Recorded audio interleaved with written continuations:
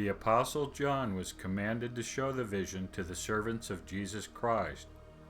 The servants, in turn, were to see the vision through its visual symbols based upon the planetary archetypes. But first, they had to hear the words of the prophecy.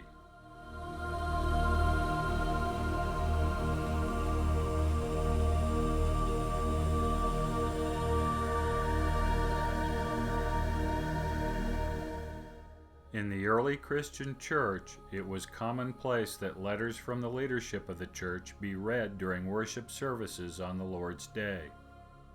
Eusebius, a bishop of Caesarea and considered the father of church history, wrote that it was custom to read epistles in the church, citing the example of Clement's epistle to the Corinthians.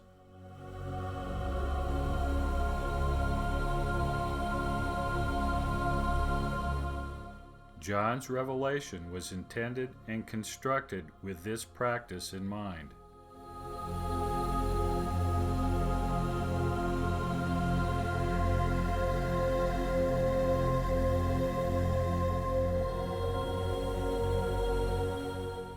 We know from Paul's epistle to the Colossians that he expected it to be read publicly to the churches of the Colossians and the Laodiceans.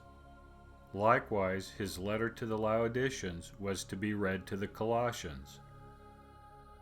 The intent of all Paul's epistles and those of the other apostles was didactic. They all were meant to be read to the congregations for their instruction and edification. This is what differentiates an epistle from an ordinary letter. Like the epistles of Paul, the revelation of John was to be read by one, he, and heard by the members of the congregation, they. Chapters 2 and 3 of John's Apocalypse detail 7 epistles to the 7 angels of the 7 churches. The pattern is formulaic. John writes the epistle, the angel reads it to the church, and the members of the church are commanded to hear the message.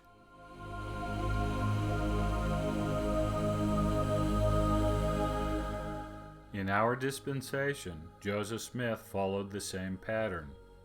When he could not physically be present to give instruction to the membership of the church, he wrote a letter with instructions that were meant to be read to the members or the leadership depending upon circumstance.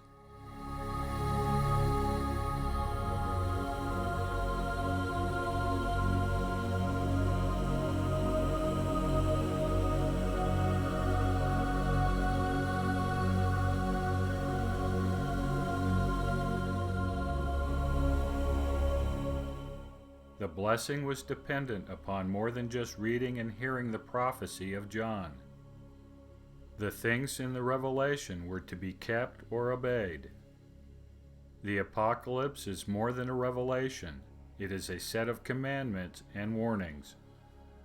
The Greek word translated keep is tereo and means to keep, guard, or observe.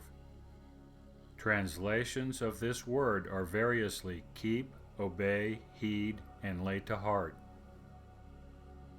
The revelation is not just for our intellectual stimulation. It is meant to change our lives.